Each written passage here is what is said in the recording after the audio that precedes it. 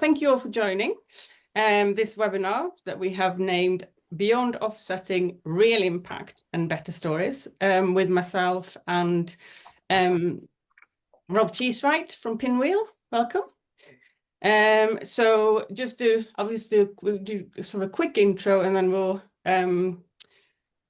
essentially will be more like a conversation. So there's no presentation or anything like that. So it's quite informal today.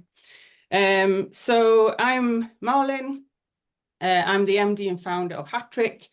We are a PR and thought leadership agency, and we also deliver what we call a net zero masterclass for B2B businesses, and that's an accredited carbon literacy training course. And the course is about helping clients and people in general sort of understand the climate crisis, but also the sort of opportunities and threats that presents for businesses. And as part of that, offsetting is always discussed at length on the course, and it always comes up as a topic. And that's why we wanted to invite, Rob and somebody from Cheesewright to talk about, an alternative to that. So I'll hand over to you, Rob, just to do a quick introduction in terms of who you are and what you do and why Pinwheel. Brilliant. So yeah, I'm Rob Cheesewright from Pinwheel. I'm one of the co-founders. My other co-founders, Gavin and Rupert, are on this meeting, so they're going to mark my homework, which is mildly unnerving. Okay. And we set this up essentially, and it's interesting we talk about offsetting straight off the bat as a bit of a critique of offsetting. We were looking at that world and saw that people weren't necessarily funding the right projects for the planet. The claims that were being made about offsetting weren't quite true, and were starting to undermine confidence in corporate approaches to net zero. And sort of worst of all, from people with a mixture of climate and communications backgrounds, the claims that could come off of it and the way people were doing it didn't actually enable communications very well. There wasn't any opportunity for storytelling, for content. And so we looked at it and said there needs to be a better way. And what Pinwheel is built around is enabling people to make contributions to planet repairing projects, both carbon and biodiversity. Projects picked for being the highest impact projects around the world, but also some of the most charismatic, some of the ones that enable brand and storytelling. And then activating that through a number of tools that put it in the hands of storytellers, marketers, communications skills people, so that it actually works better for the planet and drives brand metrics, but also better for the planet, improve the planet, but also better for the companies that do it, and the companies that actually spend money on the right projects get rewarded for doing so. The inverse to what we're seeing at the moment, whereas the projects aren't working for the planet, and actually the companies that are doing it are mostly getting hit around the head for greenwashing claims. So we come up with an entirely, we didn't invent it. This isn't a model that we sort of come up out of thin air, but the contribution approach with communications added is emerging now as a best practice alternative to offsetting. Yeah, that's great. So I guess we just should start maybe by taking a step back before we sort of dive into all of this, and just some of the context, like why has this whole market sprung up? Because it can be really confusing, can't it? So obviously, like, businesses are under loads of pressure, aren't they? So there are loads of pressure in terms of all businesses are sort of, lots of businesses set targets, how are we going to get to net zero, etc. Some of that is supply chain pressure, big businesses in particular, and they're part of that.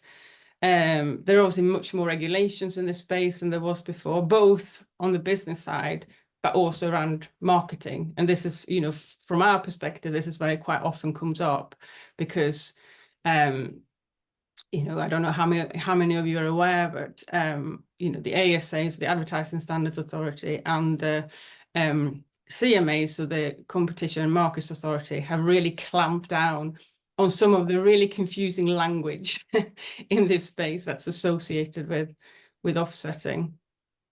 And I'm guessing this is what you're hearing as well, Rob, in terms of the reasons why businesses are coming to you. Pressure from investors, customers, all of these people wanting businesses to do more, essentially. Yeah, and it's exactly that. We're seeing organizations struggle to get access to finance. We're certainly seeing in recruitment, and some of our best results are on internal engagement and staff engagement, where particularly for millennials and Gen Z members of staff, they won't work for you and won't be as loyal to you if you don't have your sustainability story straight. And clients are asking for it. We're seeing lots of particularly professional services organizations saying that it's a key differentiator between them and their colleagues, particularly when they've got a similar service. So you certainly see it in Marcoms. And then when people are bidding for public procurement and public contracts, often up to 10% of the marks are on this stuff. So whether it's winning customers, recruiting, retaining talent, or access to markets, we're finding that you need to do this well. And that's certainly what's driven people to want to offset. And that the appeal of offset sort of made sense. If from a kind of finance director's perspective, it was a clear, the certificate was a product you could buy. It felt clear cut, and it felt similar to things they were buying. And the carbon neutral claim in particular, and we should probably get a little bit into what that is and what it isn't, that had real appeal because it felt like you were able to really clearly say to the public, we are good. Yeah. And it didn't cost very much. That, of course, was inherent in the problem. Actually, carbon neutral was just part of a company's emissions, the internal bit. And all of the really hard stuff, 90% of most companies' emissions are not that. So it was cheating. And so that's, as you say, Malin's essentially been banned by the EU. And then the Advertising Standards Authority's research shows that the public are really angry when they see a carbon neutral claim and realise it's been underpinned by offset. So it had that appeal. It was cheap. It was easy to buy, and it was the kind of commodity that the kind of finance team could sign off. Yeah. But sorry, go on. No, I was going to say, so maybe we should explain, like, in a very basic way, then how does an offset work? What are you actually buying, or what's the premise of an offset? And essentially what it is a certificate that says the thing you have funded has removed a metric ton of carbon or avoided a metric ton of carbon being emitted into the air. And there were a huge number of problems with that claim in the end. So the big one actually is that almost none of the carbon credit projects in the world actually are delivering a metric ton of carbon. On top of that, a lot of them are post-rationalized. So if you fund one of these projects, the carbon was avoided or removed some years ago in many cases. So if you set out as someone who wants to do the right thing and do good and say, I want to put £10,000 into repairing the planet because I want us to do the right thing, you were actually not funding new impact. So it didn't really, for people that had an impact focus, it doesn't work. And for people that wanted to make a safe, reliable claim, the carbon credits could not really withstand that claim. And it stands to reason as well. Most of these projects are nature-based. So, nature just doesn't do what we tell it to do. So, and carbon neutral claim or a net zero claim is a binary claim. It's either true or it's not. So it's the point at which there isn't a metric ton in every single carbon credit. Anytime a company buys carbon credits to make an offset claim, they are inherently likely to be greenwashing and could be at risk of damaging their brand. Exactly. And just to then explain maybe the difference, we can explain the difference between carbon neutral and net zero, because again, like these, I just think it's interesting. There's so much complex terminology in this space, isn't there? So when we talk about carbon neutral, I think a lot of people, and this is why, like you said, the ASA research showed that people are really angry. And the reason for that is because this sounds amazing, doesn't it? It sounds like you have, we have achieved something that's really hard. There are no emissions, but that's not actually true. Because to qualify for that label, the carbon neutral label, you don't actually have to reduce your emissions at all. So there is no pressure for reduction. All you have to do is, buy the equivalent in offsets. So if you are emitting however many tons, depending on the size of the business, you can then just buy the credits to offset that. And that's, it's essentially a maths exercise, which is probably why the financial team, like you said, are really interested in it. But not only that, the other side of the challenge is how those emissions are measured. You only need to look at your internal one, like you said. It doesn't include what they call scope 3, which is the for most businesses, is the vast majority of the emissions. So, from manufacturing, from if it's outsourced, sorry, I should say, business travel, anything that you buy in, and what happens to your products when you sold them on. So it's a bit of a nonsense, isn't it? But it sounds really amazing.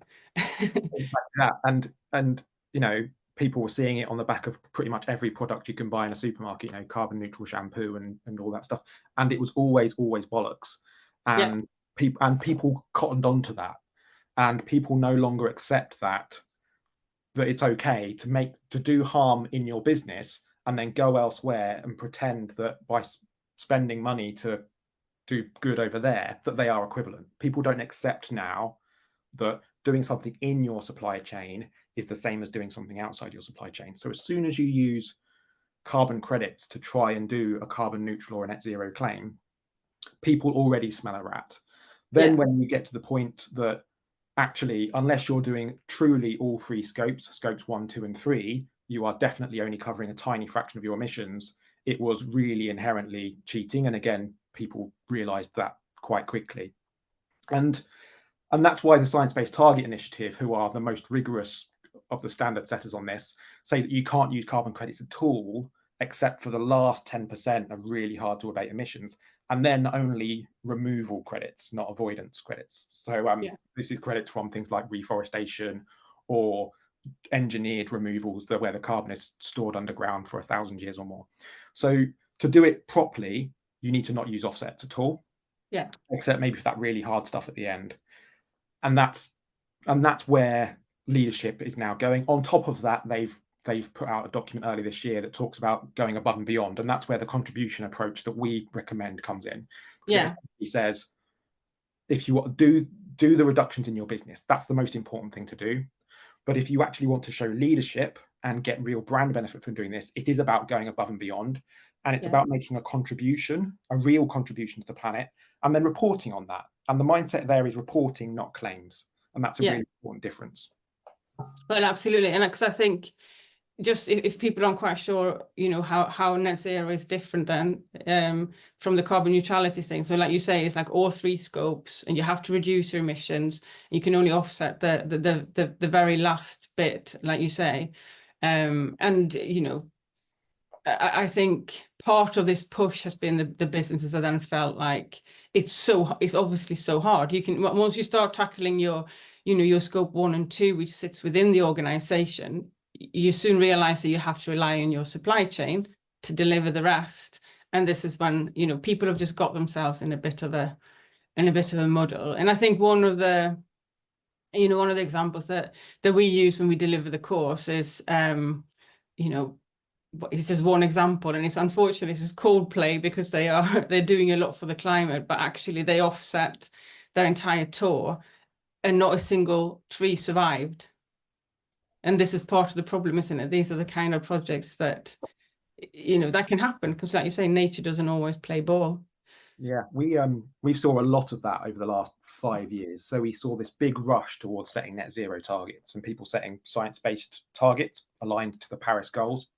And there was an awful lot of enthusiasm for that, and it was great. And then about 2 years passed, and you saw all these companies start to get really worried when they'd done the hard work of working out really what it would take to get to net zero, and they realized they either couldn't do it, or it'd be very expensive, or both. And that's when you started to see that rowing back and people starting to panic. And we started to see some really wild stuff. So there's one industry where their trade association set a 2026 net zero target. And when they told us, we laughed at them, because our electricity grid isn't going to be even up by then, and that's the first thing. So any time you see a net zero target that doesn't start in the 40s, probably the 50s, you sort of know that that's obviously not hittable. So they were so obviously going to be reliant on offsets, which had been quite discredited by then. So the kind of the big elephant in the room is, at the beginning of last year, The Guardian and a couple of other newspapers of Germany and one other, they did a really big expose of a lot of the nature-based carbon credits, and found that 90% of them were essentially worthless. So at that point, that trade association had a target that was so obviously not doable, and lots of industries had done things like this, reliant on offsets, and then had found that offsets clearly weren't the answer, and they got themselves really stuck, and they've had to quietly now come up with a sensible target, which they now have done. So that reckoning moment has happened in a lot of industries where they set themselves a net zero target and thought they'd done a really smart thing. Actually, over the last couple of years now, they've started to realize they've got a real hard job on their hands. And the low-hanging fruit of, you know, change our electricity supplier and get electric vehicles in our fleet, that it's doable in the next couple of years, or has largely been done. After that, stuff gets really hard, and it's in the supply chain. And knowing whether your supplier's supplier is on track is next to impossible. Yeah. So the real, and that's why people do kind of look to things outside of their value chain, particularly where it leads to an easy win, buy a certificate. But very quickly, if it feels too good to be true, it's because it is. Yeah, no, absolutely. And I think, you know, as I've said, I think a lot of the confusion in this space, and I think, you know, just talking about greenwashing in general, a lot of it isn't necessarily deliberate. I mean, and there is deliberate greenwashing for sure, but I think a lot of it is just pure misunderstanding of what all these things mean, because it is so complicated. And the fact that you are allowed some offset to get to net zero, it is confusing, isn't it? Because it sounds like they're all right then, but in reality, they are very specific. And also that's when you have already reduced your emissions by 90%, which is huge. So the emphasis is on reduction, not on the offsetting. That greenwash point, I think, is really important, because we've now seen that start to infect the whole debate in a really negative way. Yeah. So before, people were making overclaiming, and that was dangerous. What we're now seeing is organizations not claiming at all, and we're seeing green hushing. And that's, in my view, potentially more dangerous, because actually we need trillions of dollars of climate and biodiversity finance between now and 2050. So unless organizations can make claims or report well and make stories about their good work, get the benefit from doing so, and therefore invest more and create that virtuous cycle, we are not going to achieve net zero. So I think one of the key things, and one of my messages actually, is don't fear greenwash too much, because actually it's quite straightforward. If your claim is true and your claim is proportionate, it's not greenwash. Yeah, fundamentally, there's detail and there's nuance. But if you are doing something that is true, and you are doing something that, you know, isn't, you know, we're spending £10,000 here, but we're emitting millions of tons of carbon over there, and you're kind of obscuring that, then actually you can do way more than you think you can. And the people in the room who are communicators, my fear for them is that they get nervous and a bit worried, and then they leave it to experts, sort of in inverted commas. They go, this is the sustainability team's problem because we don't know enough. And then actually the most powerful tool we've potentially got, which is storytelling and communications, doesn't get put to the wheel. And so one of the key things we've got to do is have communicators, marketers, PR people go, this is my job. And I don't have to necessarily understand every in and out, but I have to know that as long as I'm making a proportionate and true claim, I can communicate well about this, and we can make progress, and we can do the right thing. And I think we only really start to win when the marketers kind of do get their confidence back on this stuff. Yeah, definitely. And I think, you know, my message to follow that. So that's about progress over perfection, isn't it? Like trying to, you know, we're doing what we can do, and talking about that. And the other side of that as well is, I talk a lot about the Emperor's New Clothes, the fact that everybody's pretending, or everybody thinking that, you know, we're doing so much and we're so far ahead, when in reality that is just not the case. Most people have barely started. And I think there is some, you know, if you understand that that's the case, then it's much easier to communicate, isn't it? You're not going to feel as you're left behind, because in reality, nobody's left behind really, or very few people. It's all to go for still.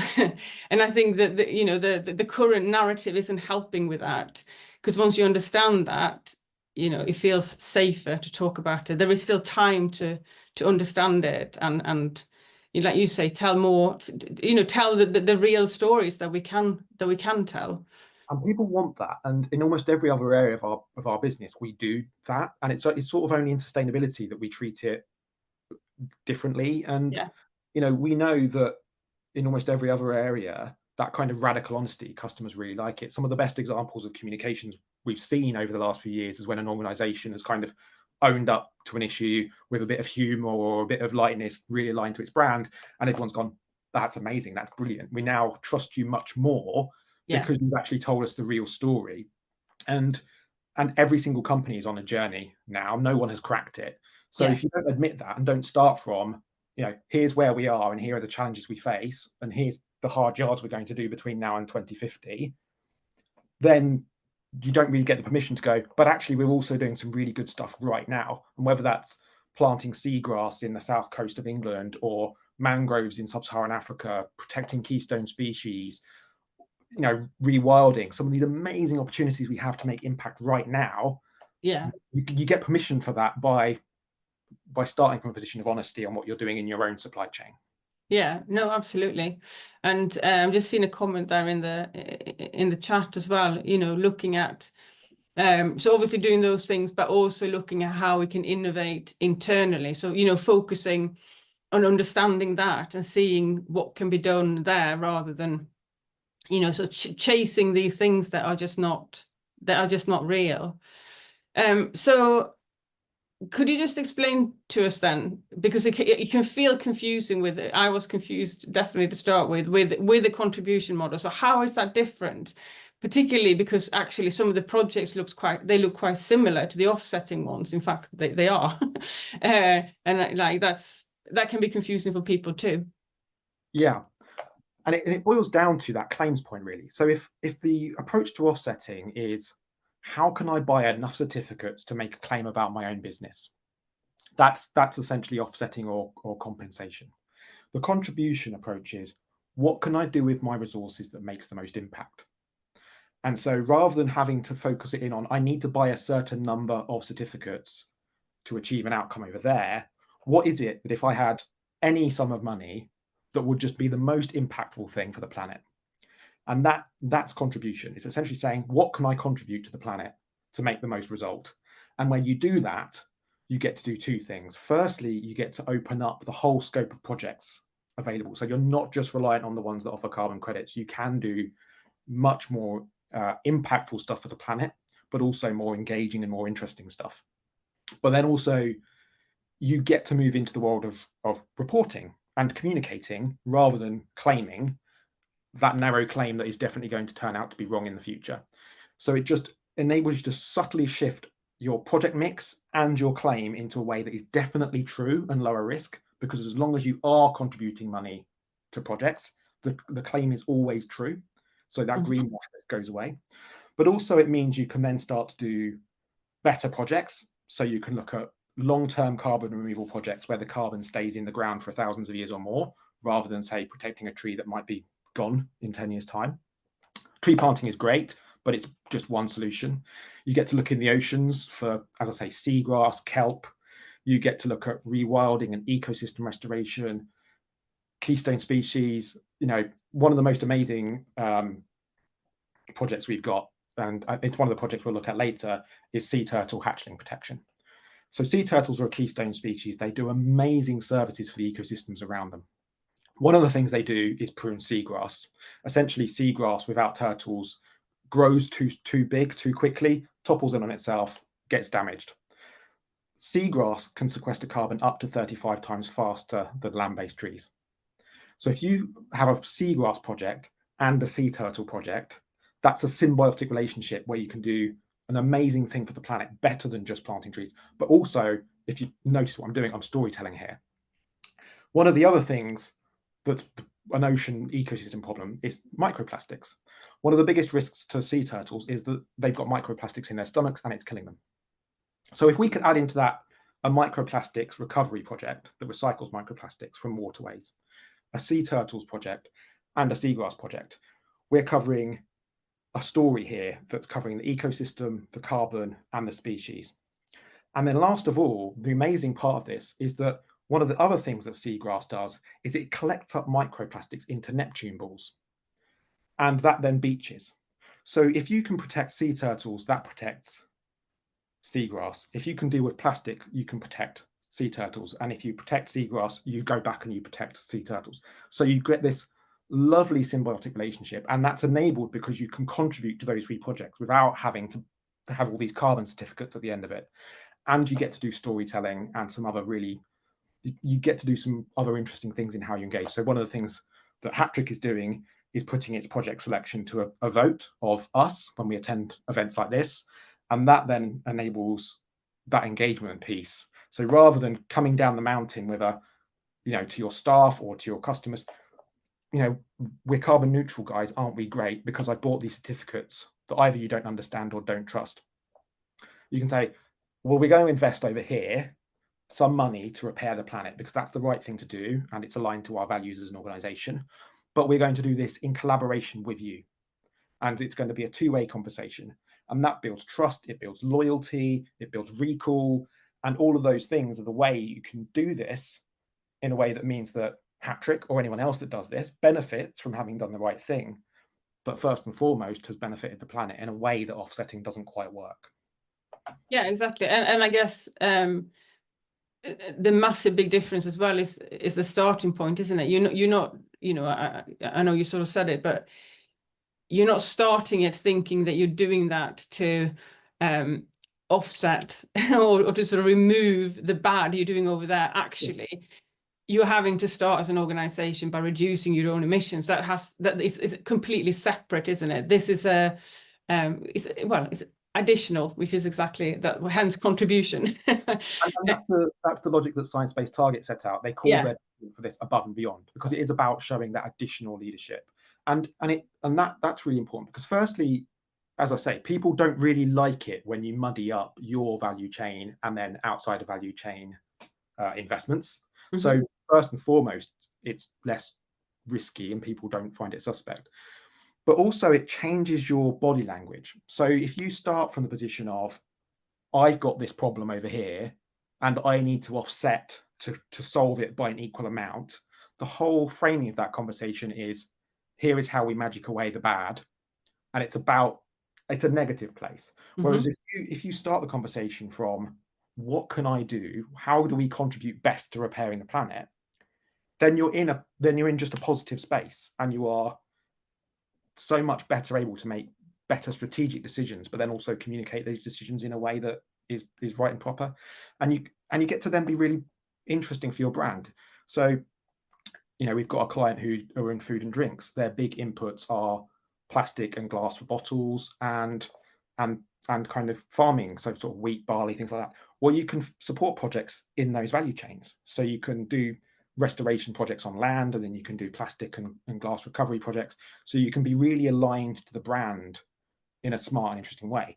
Or if you've got, your staff are based in Australia, you can have projects in Australia. And so you get to, from a marketer's perspective or a communication person perspective, you get to be involved in the conversation from day one and go, how do we do this in a way that really leverages this in a way that feels really true and authentic to us? Yeah. Then if it's true and authentic to us, people who are creative will find a really good way of communicating that in a way that builds story. Yeah, no, absolutely. And I think the other side of this is that what you're talking about here are some real hero stories, isn't it? The kind of stories that businesses want to be telling. And I think where the comms around sustainability quite often falls down is that we actually talk about what we would call hygiene stories, isn't it? I think the parallel with health and safety is great here. Like, we don't shout about all the health and safety stuff that we do. People just assume that we're doing it. But for some reason, because it's sustainability, people are, like you said before, like, people are behaving in a different way. And we feel like we need to talk about absolutely everything. But, in reality, that's obviously not the case. Some of the stuff should just be kept internal and, assume that that's going on anyway. Exactly that. And when you do that, you come under pressure to take shortcuts, like offsetting and overclaiming. And that's how we got into this mess. And as you say, it is hygiene. A really good year for a physical goods company that has a really complex supply chain might be reducing their emissions by 3% that year. That's not exciting to anyone, because the general public will just go, 3%, is that it? We need you to be zero. And they won't understand that actually that was 50 people doing incredibly brilliant work, and that was a huge success. So that stuff is just always going to be inherently hygiene, and you can't really build that magic and storytelling out of it, which is why, not just for the planet's perspective, as I say, we need billions of dollars of climate finance, but why from a brand perspective, we do need to fund projects outside of our value chain. What we're talking about here isn't stopping funding stuff or buying stuff. It's about doing it in a way that is firstly lower risk, and secondly enables the storytelling and better for the planet. And so it is looking for heroes. And if people get muddled on what's hygiene and what's hero, that's when they can get a little bit stuck. Yeah, absolutely. And I think, you know, sort of again, from a marketing perspective, it makes it, you know, it's sort of, there's two things. You can play, you can share the whole story as you did before. You know, we're talking about the various, you know, bits from the turtle to seagrass, and the whole story. Which obviously from a nature perspective then helps people understand, you know, how linked things are. So, you know, it's driving a different narrative as well. But, you know, it allows all the sort of various stakeholders, whoever they are, to be engaged in that process, isn't it, in a way that they're not normally. So, I mean, I don't know, you know, how, if businesses have different scheme for different groups, or you know, how it works in reality, but I can imagine that would be, you know, another way of taking it. You know, you have something that's for, you know, this particular group, and something else that, you know, like employees, for instance, and then maybe a different one for customers. Yeah, exactly. And I'll give a case study rather than doing it in the abstract. So one of our clients is HH Global. So they're a big marketing services company. So they do all of the kind of the in-store marketing. So if you sort of see the Coca-Cola branding in a store, that kind of thing, that's what they do. Yeah. And it's the sort of thing we don't really consciously notice, but it's a multi-billion-pound industry. And HH Global have been really smart. So the first thing they did with us was a big Earth Day campaign for their staff. So they used our platform to give a vote to all of their staff, 4,000 staff in about 60 countries, translated on our platform into 9 different languages. And they tailored each area to certain projects. So in Asia Pacific, they had Asia Pacific projects. In Europe and Africa, they had Europe and Africa projects. In Americas, they had America's projects. So they were really artful about how they picked their projects. And that got them the best ever staff engagement they've ever had with a campaign, because what they've done is given collective agency to their team. They said, yeah, they brought people into the sustainability story. And from there, they were then able to engage them on some of the more hygiene stuff that we were talking about earlier. Then you can get them to have a detailed conversation, because now you're excited about sea turtles or plastic recovery. Well, now we can talk about some of the stuff that's a little bit harder. So that was so effective for them. But on top of that, they also have the voting platforms for some of their clients. So where they go into pitches, this is part of the pitch. So if you give the work to us, we will put a percentage of our revenue into these projects, and your team can vote on where that goes. So that's helped them win clients. And for us, and this is one of the questions we've had in the chat, is how can we convince organizations to take leadership on nature claims? Part of it is making it work for the brand, making it commercially viable. Whilst it's kind of just narrow claims, that's not that valuable. But if it can help you win clients, or it can help you really enthuse your staff, that's really valuable. So I think part of it is that kind of thing. And HH Global have been really smart. They've got different portfolios for different clients. They've got, as I say, different portfolios for different staff groups, really amazing results on the staff side and helping them win clients. They are a stronger company because they are funding contribution projects and activating it in a way that's really artful. And their marketing team have really got behind it, really bought into sharing the stories, building content out of it. So there's a company that's just understood the power of contribution projects and ecosystem restoration and climate stuff.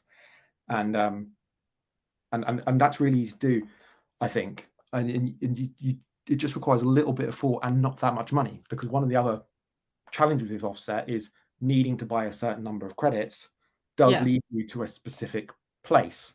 So if you want to start with something a little bit smaller and tailored, like an employee scheme, you can start there before building it out.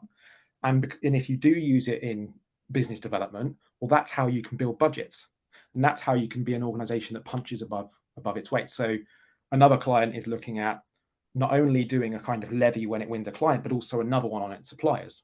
So if you want to supply us, you have to first convince us that you are well on your journey towards your corporate net zero, but also contribute a percentage to our climate fund. Then if we win a client, we will contribute a percentage to our climate fund. So this is a relatively small organization that has built a quite big climate fund because they've been really smart about how they create money. Yeah. And you don't, and I think one of the, going back to why offsets worked quite well for a short period is because the finance director could sign it off. Yeah. What we need to do is find smarter ways for the finance director to go, or whoever is responsible for this in your organization to go, yes, that's a really good use of our money, because it helps us build clients, or it helps us be better with our suppliers, it helps us attract staff. It means we don't have to spend thousands of pounds on agencies to recruit new staff, whatever else. So if you can find ways to use that procurement moment in particular to build budgets, that kind of spending no one's money moment is almost way smarter than having to beg your finance director for it. Yeah, definitely. And I think, in terms of convincing leadership as well, I think it feels like sort of because of all these discussions around the greenwash, the greenwashing that's then led to the greenhushing. And there is sort of, it feels like a bit of a moment at the moment, people are not sure about where all this is going. But in reality, study after study shows that businesses that are doing good are outperforming their peers. Ultimately we have no choice but to do these things. We either drive it or we get dragged along, because the reality is that the threats of both biodiversity and climate change are playing out in real time, aren't they? But also I think it's really interesting, and that you don't hear a lot about this necessarily, is only a couple of weeks ago the European Central Bank went out and they said that actually going forward, businesses that are on these paths, they're doing it and they're leading the way, they will have lower interest rates than their competitors. You've got insurance companies saying the same thing. You've got insurance companies refusing to insure certain businesses because ultimately they're too much of a risk. And I'm not so sure why that conversation gets so lost, but that is the reality. So it is happening. It's just that people aren't talking about it in those terms. And it's because it's the immediacy issue. So, we know as human beings that we're really bad at future rewards. Yeah. And loss aversion in the immediate is the thing that really drives our behavior. So, spending money right now is hard to solve a problem that, we might not be able to get insurance in 10, 15 years time. That doesn't bite hard enough yet. Yeah. And, it's unfortunate. We live in really budget constrained times, and everything does have to ladder up to a commercial outcome. And so whilst it's absolutely right that in kind of indirect ways, attracting staff or insurance or finance, that stuff will bite really soon. Until that happens, how do you make sure that it is commercially advantageous to do this? Because, leadership really matters. If you've got a leadership team or a CEO or founder who really wants to do this, they're 100 times more likely to do it than an organization that doesn't have that intent. Yeah. But most organizations want to, broadly, but where they get stuck, or where they're interested but then don't always follow through, is that there's an immediate cost, but the benefits feel intangible, and which is why I think I would say we think we've got something interesting, wouldn't I? But I think that moment where you create that collaboration with your key stakeholders, particularly if you align it to budgets, is really powerful, because it creates an immediate win. And I think, the mindset of leadership matters, but I think you've got to give them enough reasons to believe. Yeah, definitely. So I've just posted some links that I don't actually know. It looks like it's just turned into one mega link somehow. But basically, there's some reports from Deloitte and McKinsey, etc. Just sort of giving you some figures that leadership might be interested in around, the benefits of going down this route in terms of, leading the way essentially around all of these issues. So, go on, sorry. I was just going to say, I mean, we are all going to have to do it. So the choice Yeah. isn't really whether you do it or not. The choice is whether you get to be a leader and get the credit for it, or whether you get to be a follower. And at the very best, you are in a kind of compliance mode where your objective is to not be seen as too naughty. No one ever did their best work when they were complying. People do their best work when they're trying to deliver a positive outcome, when they're trying to drive their business forward or some other important objective. So I mean, it's as simple as that, really. Leadership matters. The organizations that get the credit for being leaders and find a way to do that in a commercially advantageous way, those are the people that will still be around in 20 years' time. And the ones that don't do that or just do it in a compliance way will be really struggling. Absolutely. I mean, and it's a bit like, I mean, you could do parallels with anything that's been sort of revolutionary or, overturning of the way things are. But, if you look at the tech, the tech space, for instance, it's the same thing, isn't it? The earlier that you adapt and, you can make sure that you're on the right track, the earlier you're going to reap the benefits of it, aren't you? So, obviously the difference here is that, there is a downside. It's not just that the business doesn't struggle, there's obviously the whole crisis, the climate crisis and the biodiversity crisis as well, alongside. I think this is why I think the communicators matter so much, because I think we've got to start getting them enthused about this and us, I suppose, because I sort of see myself in that group. We need the kind of the marketing function, the PR function, or anyone in an organization that does that work to really want to drive this forward, and sales teams as well to go, I need this to sell. I need this to build our brand. Yeah. And if they say that to their leaders, then it should be easier to unlock this. Yeah, great. So before we do, we're going to do a quick demo, won't we? But just, has anybody else got any questions? Either put them in the chat or, feel free to just ask a question if you got one. I think Billy's in the chat's really interesting, because I mean, scientists and organizations express the view that carbon offsetting does not reduce emissions. How do you respond to that? And yeah, that's it. I mean, firstly, it creates a risk that organizations take that shortcut and then don't reduce their emissions. So it's a kind of moral hazard issue. They might not do the thing that really matters. But then, as I was saying earlier, there isn't a metric ton of carbon in lots of the carbon offset credits. So that's why contributing to slightly different projects that are higher impact does matter a lot. Yeah, exactly. It's like, when you start thinking about it, like, how do you calculate those things? How do you calculate, if you're buying an offset, how do you calculate how much you are either saving or contributing by planting a tree or protecting a tree? Just to use a simple example. It's crazy maths, isn't it? And that's where it got really muddled, and it got so convoluted, and the incentives got muddled as well. So you had this thing where, if you protected X amount of rainforest, they were claiming that as a carbon saving, but that rainforest might have never been felled in the first place. Yeah. So the carbon saving was illusory. Or the forest fires come and destroy that rainforest 10 years from now, and the credit you bought has gone up in smoke. So you had that problem where inherently the structure was wrong, but you also had the fact that in the market, the people that were the registries and the people that were auditing this stuff got paid for each audit and got paid for each credit. So there was a huge incentive in the market to say yes to stuff that was dodgy. And markets inherently, they drive down prices. So we were seeing, credits going for $3 a ton. That the real social cost of carbon is about $200 a ton. So $3 was utterly insane. When you get a $3 price, no good projects will come to market because it's too expensive for them to come to market. So all you get then is a market flooded with bad quality projects.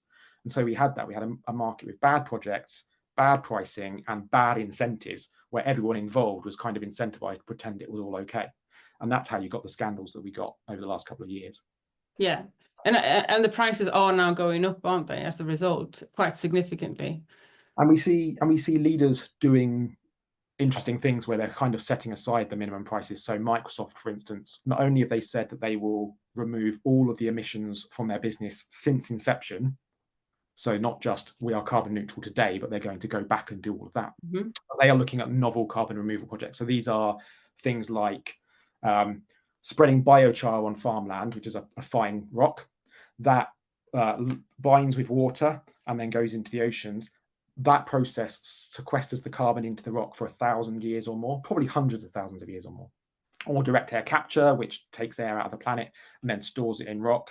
There's an amazing project in Australia where they coppice fast-growing eucalyptus trees. They then, in a saline solution underground, bury that biomass. The trees regrow, so it's a constant carbon pump. And they bury that biomass again. That's then stored for thousands of years. And essentially, it's reverse coal mining. You know, the problem was we took all of that biomass out of the ground in the form of coal and burnt it. Well, this project puts it back and stores it for 1,000 years or more. So those projects cost more. Microsoft are spending hundreds of dollars per ton, not $3 a ton, because they've seen the opportunity to be a leader. And if we say that we are going to uniquely deal with our historical carbon emissions and do it in a way with the projects that we know are the very best in the world, they got huge plaudits and brand benefits from doing that. So that's the sort of the choices that people can make where they're not just tethered to a compensation market. Yeah. So we've got another question here then. So how are contribution-based outcomes measured and validated as opposed to offsetting? Because reporting and storytelling can obviously be manipulated too. And how do we address the deluge of disinformation is a big question. Go on. I think that's in the word reporting there is you've got to report accurately. So all the projects on our platform report their key metrics. And that can be a carbon metric, albeit we will be cautious about whether there's definitely a metric ton of carbon in some of them. But whether it's measuring the number of sea turtle hatchlings, measuring the kilograms of plastic, measuring the trees planted, the fronds of seagrass planted, you must measure. So everything must be measured, validated, and reported accurately under a contribution or a compensation model. With non-carbon, so things like plastic, it's actually easier. You can be very confident that you've got a kilogram of plastic. You can see, feel, and touch it. There are others that are harder. There are some of the projects you've got like supporting campaigns. So one of the most valuable things you could do from a value for money perspective is systems change. You know, campaign for countries to change their policies in a way that are aligned to net zero. But you can't measure the outcome of that because you can't ever know whether that campaign will be successful or that the campaign led to that success. So it's got to be a bit horses for courses. There are some projects that are harder to measure, some that are easier to measure, but you've got to have that measurement and reporting hard baked into everything you do. So all our projects are contracted on exactly which KPIs they report against.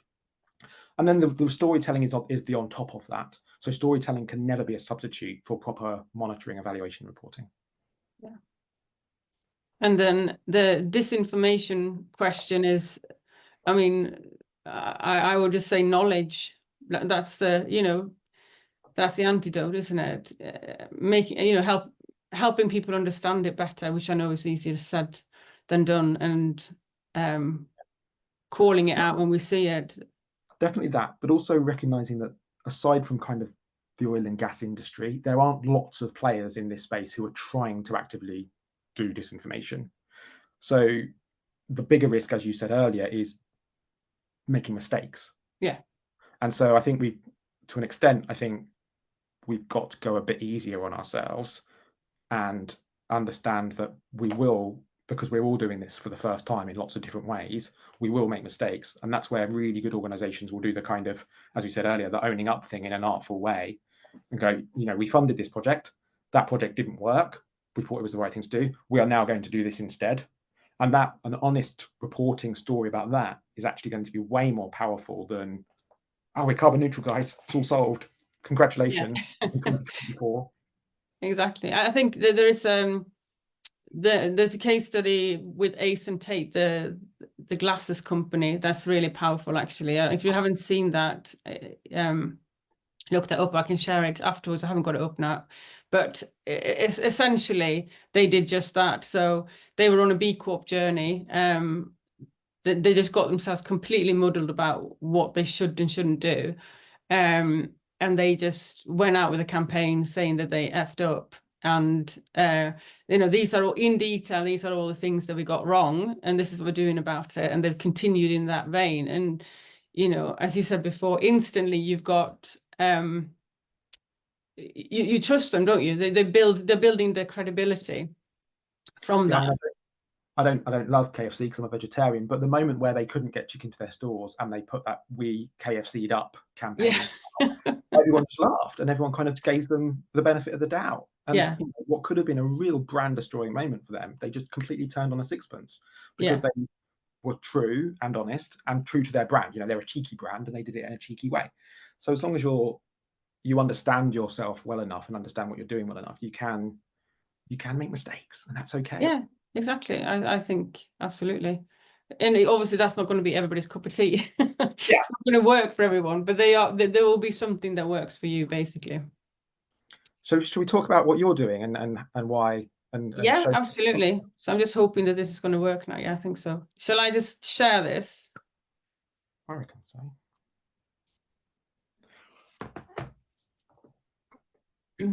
So yeah, I don't know if you want to talk to it or me.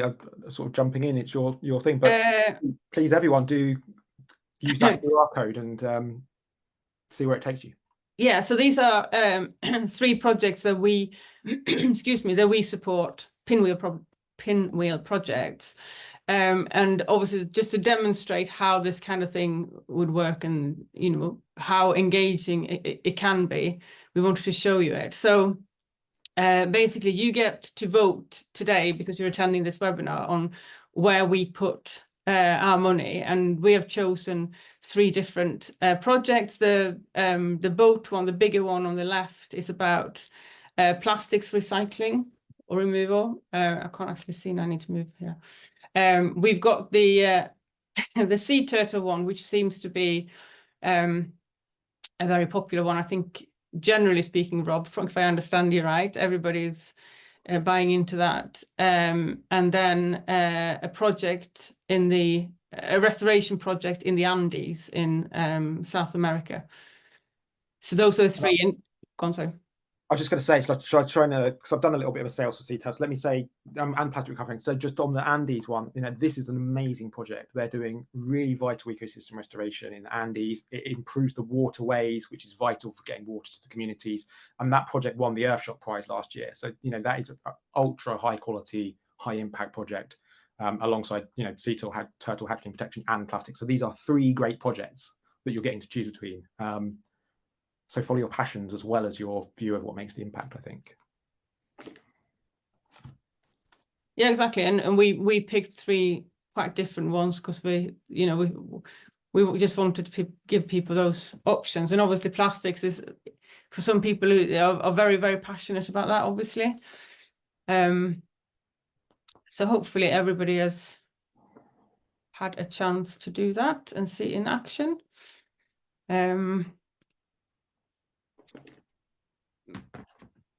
So, and then what happens is, let's see if I can, if the tech works now. Feeling slightly nervous about this. So I can basically share then with you can you see that? So is now not moving. Oh yes, it is. It's moving up and down. So you can see then what, you know, in terms of how people are voting, how that just changes the split between them. So actually the Andes is ahead of the turtles. That's you did a very good pitch on that. I put the link into the chat, so if anyone isn't on a device that enables QR codes, they just want to click, if they're just on the laptop, they can click the link in the chat now, and also they can vote. Yeah. So this is exactly what our clients are doing, and they're getting really amazing results. Off the back of this, we report all the metrics back to Hattrick. So Hattrick can report back every 6 months or more to people that have attended these to say this is exactly what happened. This is exactly how many kilograms of plastic have been recovered as a result of you attending this and voting, exactly how many sea turtle hatchlings have been protected, exactly how much planting has been going on in the Andes. So the impact reporting cycle gets completed, but there's this really lovely collective agency engagement moment right at the start of the journey that Hattrick are doing, which I really love, and I think it's brilliant. So great. So unless there are any other questions, we're going to wrap up now. So because just a few minutes left. Anything else for anybody? So let's have a look. So That one from Richard's really interesting. Yeah. So he's asked, do you do any research on who votes for what, gender, age, industry? To which the answer is yes, we do. We get lots of data on. So for instance, on average, people are much more likely to pick a biodiversity project than a carbon project. About 70% of the votes on our platform overall are biodiversity, and that sort of surprised us because obviously we all talk about carbon and the big kind of corporate focus on carbon, but when it comes to individuals, they're far more passionate about biodiversity projects, and that kind of speaks to basic human behaviour. We don't really know what a ton of carbon is, and it doesn't really sing to our hearts, but nature does, and it's tangible. So we get that. Different regions do vote slightly differently. We can cut it by industry where we've got clients from that industry. So one of the things that is quite exciting about what we can do is where a potential client comes to us and says, could you tell us what would be a platform that would really work for our brand? We do have lots of data on what has worked for other brands, and so you don't have to guess at what will drive your brand metrics. We already know quite a lot of that. Great. Thank you for your comment. Any other questions before we wrap up? Or is that? No? Great. Thank you very much, everybody, for attending. Thank you for having me. Useful. I really appreciate it. Thank you, Rob.